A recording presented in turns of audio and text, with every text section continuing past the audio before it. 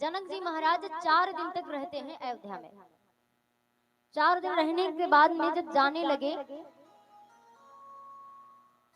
तिरहुत को जाने के पहले जनक जी महाराज सचिव मंत्री, सचिव माने मंत्री, वशिष्ठ जी को और भरत जी को राज्य का समस्त भार सौंप करके ये तिरहुत को चले गए। भरत जी अपने गुरुदेव वशिष्ठ जी के पास जाते हैं और वशिष्ठ जी से कहा कि महाराज क्या मुझे रहने की अनुमति मिल सकती है। वशिष्ठ जी कहते हैं कि हे भरत, आप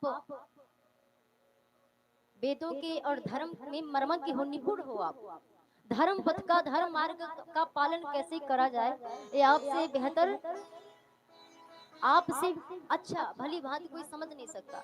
आप भरत जो करोगे सब धर्म के अंतर्गत ही होगा, तो आपकी जो मर्जी करे वो करो। वापस आते हैं, ज्योतिषियों को बुलाया, शुभ लगन मुहूर्त निकलवा करके श्री राम जी की जो चरण पादुकाएं थी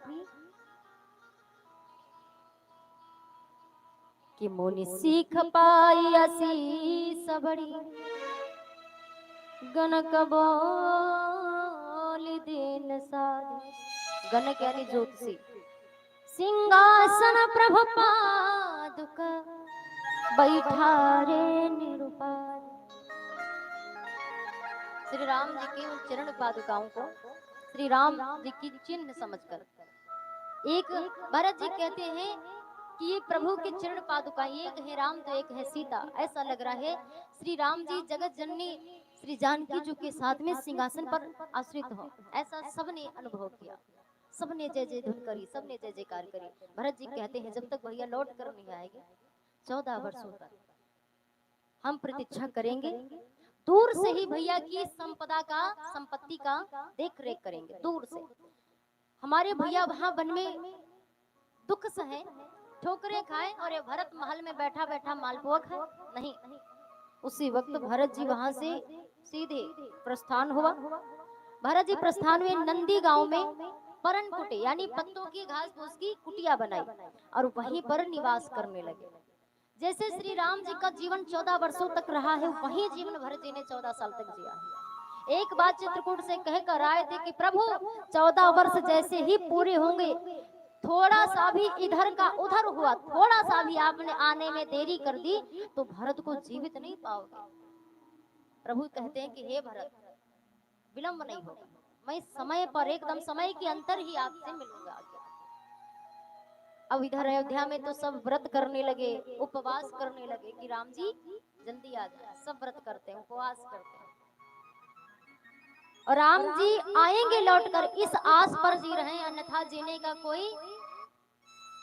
कोई अवलंबन शेष रहा ही नहीं, कुछ भी नहीं बचा। बस इस आस पर कि राम एक दिन लौट कर आए, बस यही है उनके सांस लेने का, जीने का कारण। भरत ने गहने श्रृंगार सबका त्याग कर दिया, महलों का सारा सुख त्याग दिया महाराज। जिस अयोध्या की संपत्ति को देख करके इंद्र महाराज सिहाते थे, चक्रवर्ती सम्राट राजा दशरथ की उस संपदा को देख करके, संपत्ति को देख करके कुबेर भी लजा जाए, उस संपदा का त्याग करके श्री भरत जी उस पर अनासक्ति दिखाते हुए, मतलब कोई इंटरेस्ट नहीं रहा उनको, अनासक्ति दिखा करके भरत जी महाराज वहां से पर्णकुटी यानी पर्णकुटी घास फूस की मड़िया में नंदी ग्राम में सबको अब एक एक दिन की प्रतीक्षा है। इधर श्री राम जी मन में प्रसन्न हो रहे हैं।